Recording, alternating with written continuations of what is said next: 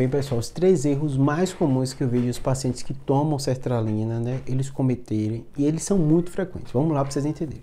Sertralina é um remédio excelente para transtorno depressivo, né? A gente utiliza bastante, né? Ele tem toda uma relação da manipulação, que a gente sabe que no nosso cérebro acontece uma série de alterações, né? E muitas vezes, né, a sertralina ela acaba mudando os neurotransmissores que melhoram a sensação de um paciente em depressão. Em primeiro lugar, entender que depressão é uma doença como outra qualquer. Tem muito vídeo aqui falando, até de sertralina, como ela funciona no nosso cérebro e tal, mas eu vou dar o destaque nos 3 erros.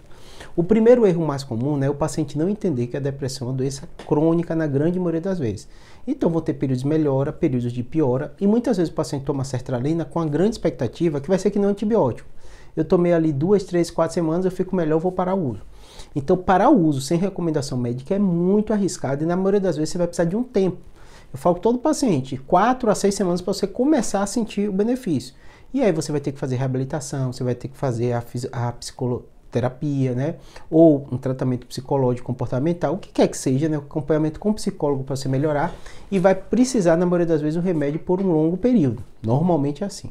Segundo erro muito comum do paciente, ele às vezes sentir uma alteração do prazer ou da libido por causa da depressão e às vezes também por causa da medicação. A gente sabe que muitas dessas medicações podem influenciar um pouquinho nessa situação e eles param o uso, em vez de conversar com o médico.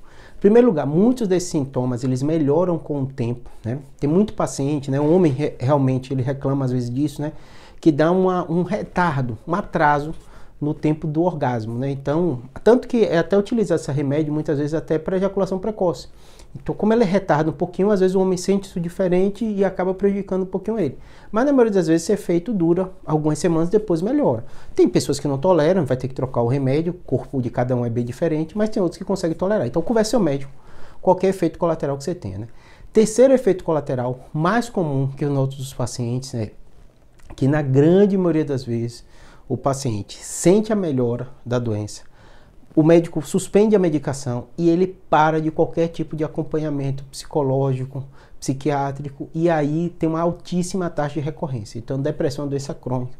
Que nem quem tem hipertensão, quem tem diabetes, você vai ter que acompanhar o resto da vida. Quem tem obesidade também assim, você pode até emagrecer, mas se for obeso, uma vez obeso, sempre obeso. Uma vez com depressão, sempre com potencial de ter outra crise de depressão. Então é importante você fazer o acompanhamento. Mesmo que seja de tempo em tempo, um tempo maior, mas pelo menos acompanhar direitinho esse aspecto, tá bom? Espero que tenha ajudado. Abraço.